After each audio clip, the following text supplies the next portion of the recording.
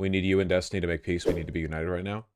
Sometimes I get annoyed, but then I think I need to be stronger than him. Because as annoying as I find it, Destiny must get these, like, you need to build the bridge, you need to burn the bridge comments. Like, not even every day is underselling it massively. We're talking like every minute of every day and every social media platform. Because that's like the main way his community likes to interact with other people in the context of like an ongoing, you know, drama chart or whatever. That must be insufferable for him. I cannot imagine. Does he do that with Hassan? Or sorry, not he, but like the community, I mean. Where like Destiny will play a clip of Hassan, and Hassan is like, all right, yeah, I guess Trump is worse than Democrats. And then Destiny will be like, finally. And then there will be a post in his community, and it'll be like, is this it? Is the bridge rebuilding? It's the most rickety bridge in the world, but is it rebuilding? It has to be real, right? No, it's mostly you? Okay. Oh my, the dubious honor. Is that voice homophobic?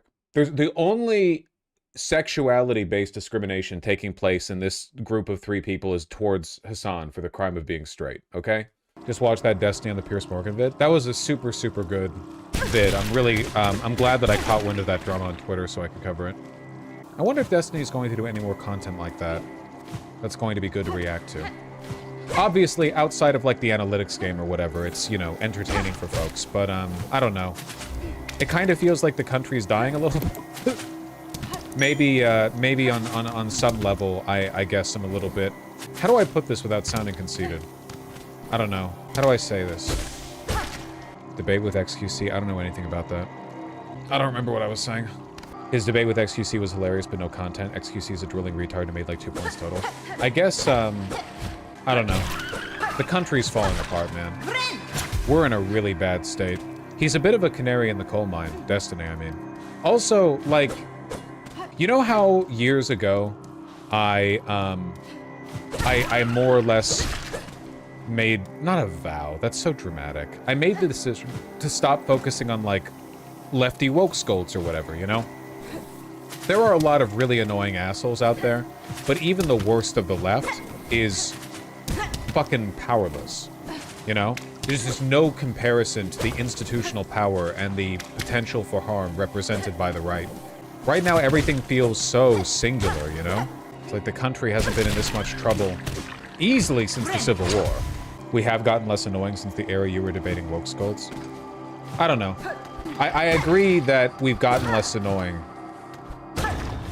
We're starving for drama reaction content. It's not drama reaction content, man. It's like the collective realization that we're in a fight for our lives against people who hate us. It's like the collective realization. The more people learn this and the better they learn it, it's vital.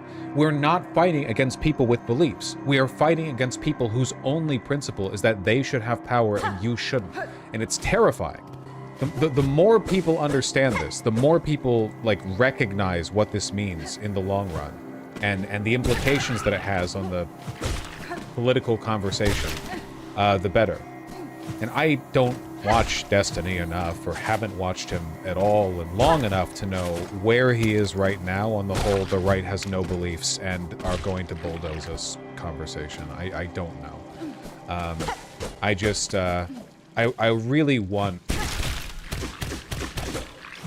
I want liberals, and I'm casting kind of a wide net with this liberals bit, you know, speaking of Destiny, because I know that his positions have been idiosyncratic at times, I guess. But like the more people, where the fuck am I? I don't know what point I'm trying to make.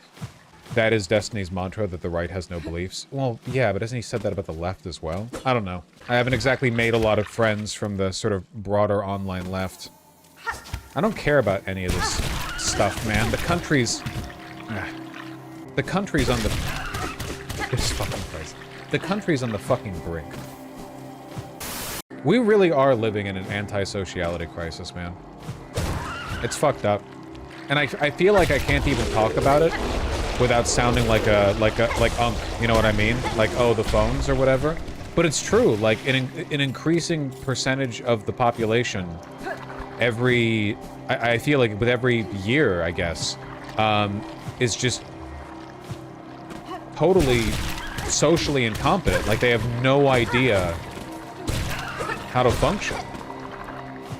And it used to be that people maintained the delusional belief that you could be like a lay epic troll online, very antisocial, very weird, but then like in real life you're functional. But now that shit is gone. We know that's not how it works. In reality, all of those weird antisocial people online are weird antisocial people in real life.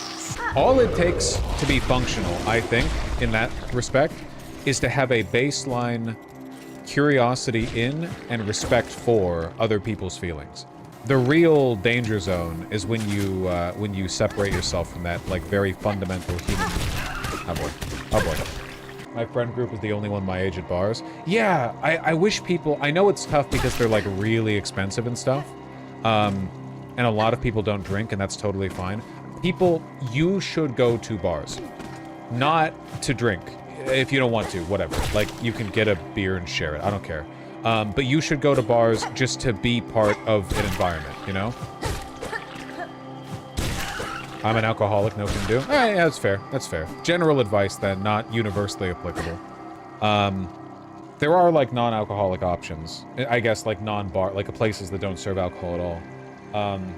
Yeah, fuck bars. We actually need good social spaces for adults. Dog, they exist. They're called bars. And, like, yeah, coffee shops. Literally, they exist. You can go out there and find them. It's not all, like, the Moe's Tavern in Homer Simpson, Springfield, or whatever. There's a lot out there. Whenever I move to a new place, I try to do, like, a walking ring around the new place that I live to check out all the local establishments. And so far, it's been, like, really cool. I went to the local bar and everyone was nice. It was just a sports bar. It wasn't like a super hip young bar or whatever. It was a sports bar. It had some like pro queer stuff, but it's Seattle, so basically everywhere does. But it was nice, you know? It was really nice. I really enjoyed it. Bar walk audit? Yeah, but that's like cool though. It's cool to have a local spot. It's cool to have like it's cool to have a place nearby that you can go to and be like, you know, eventually if I come here a few more times, the waitress is gonna recognize me. And I'm gonna be able to go like, hey, what's up? How's your day been? She's like, oh, you know, it's been good. The usual, hun? I was at a restaurant nearby recently. Not a joke, not a bit. I was at a restaurant nearby recently, and shit was so funny, it caught me off guard, okay? I was talking about politics with my friends. I was talking about being proud of the earnestness of the young soldiers who went out to fight in World War II. Because America was pretty isolationist back in the 1930s. We were still recovering from the Great Depression, so we didn't really like the idea of getting involved in a foreign conflict. You know, I was like, oh, you know, everyone's a pussy nowadays. Our good old boys back then, they went out there, etc., right? But the sentence had good old boys and Nazis in it. And the waitress who walked by came up to take some of our plates away, and she was like, good old boys? Nazis? And I was like, no, the people who beat the Nazis. And I roped her in on the convo, because I could understand where she might get the impression, because I'm like a loud white guy or whatever. And we talked for a while, and she was like, okay, you know how lately I've been saying the average Democratic wine mom is like borderline Pol Pot in terms of vindictiveness against the Republican Party? Like the suburban wine mom is like suffer not the Republican to live. That interaction is what I'm thinking about, because she was a little silly. She was a little silly with it, you know? A very nice lady, and it was all because not only did I go out to a local establishment, but also I was conversational with, you know, a woman who had walked up. It was nice. I feel like if people had interactions like this a little more often, they wouldn't feel so isolated. Was she Kirk post? No, this was before Kirk. Any thought about reacting/debunking Sam Hyde videos? Not really. I find the, like, alternating between being a fake comedian and being a boring polemic who repeats the same shit you could get off Twitter shit really boring. Also, how do you debunk shit like that? It's like trying to peer review a child's diary, you know? Anyway, the story's always the same with these types, you know? They keep this air of aloof comedic mystery by never fully committing to a point, but as soon as they commit to a point and start, like, trying to actually make an argument, it's all really tedious. Oh wow, you're a lay edgy warrior of the West. You have a huge range of contradicting opinions.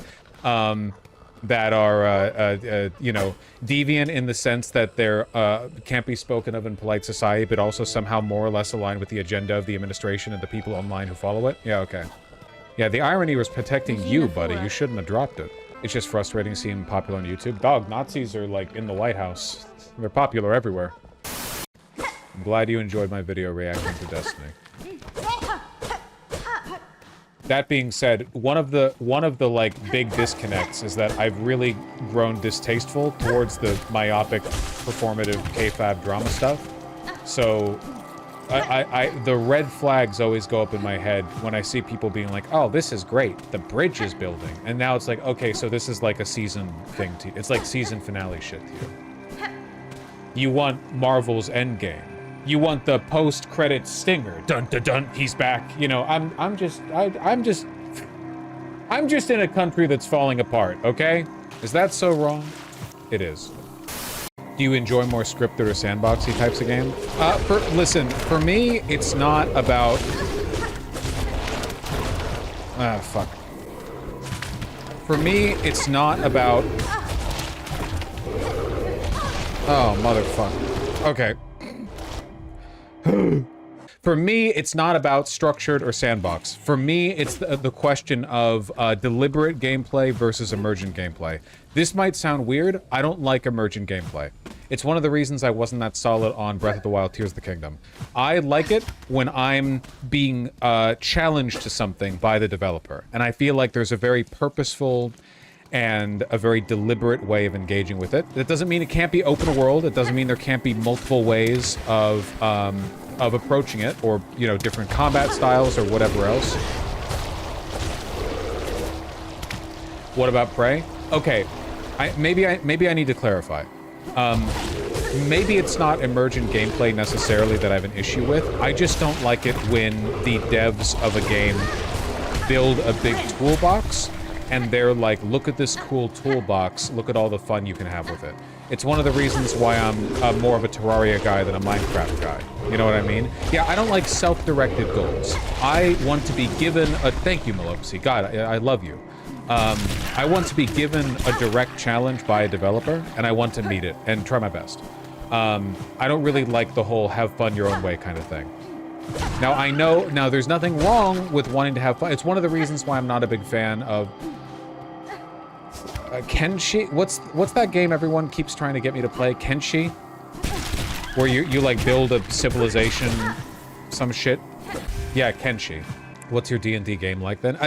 This doesn't really apply to D&D, I think, because that's like an interpersonal thing where you get to adjust the rules on the fly. Well, not adjust the rules, but you get to build the world on the fly. So Dwarf Fortress is not your type of game? No. Same with like Caves of Qud or Quud or whatever it's called.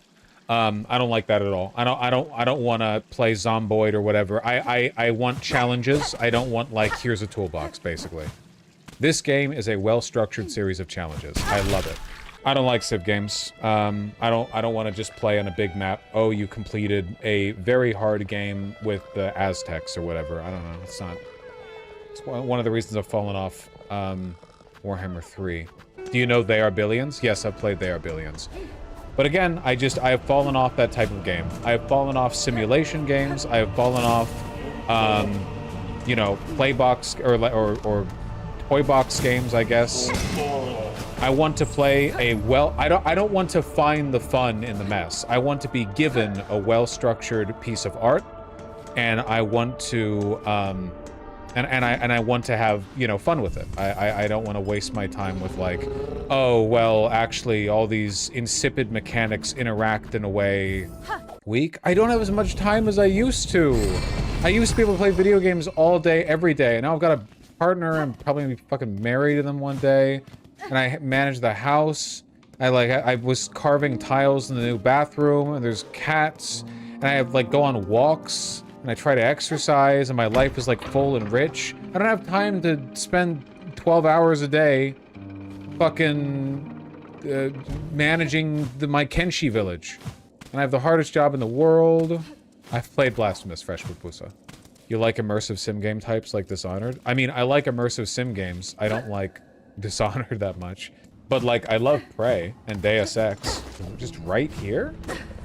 Yeah, right here, I see it. Damn. Man, I remember when I first started playing, when I first started playing on stream, I thought there are way fewer breakable walls than I expected there to be. And I guess I just was not seeing them. Do you think unmarked breakable walls / secrets in Metroidvanias is fine since it's a genre convention at this point, or is it so bad design? Okay, in Metroid, first of all, different bitches. Metroid was much worse about it. There are true invisible breakable walls in many Metroid games where you can be stuck and have no idea where to go, and there's literally just a section of wall you need to fire a missile at, and there's no way of telling. At least here, there is a visual indicator, even if it's very subtle. That being said, I do feel like this game has been relatively mean about it. I don't know.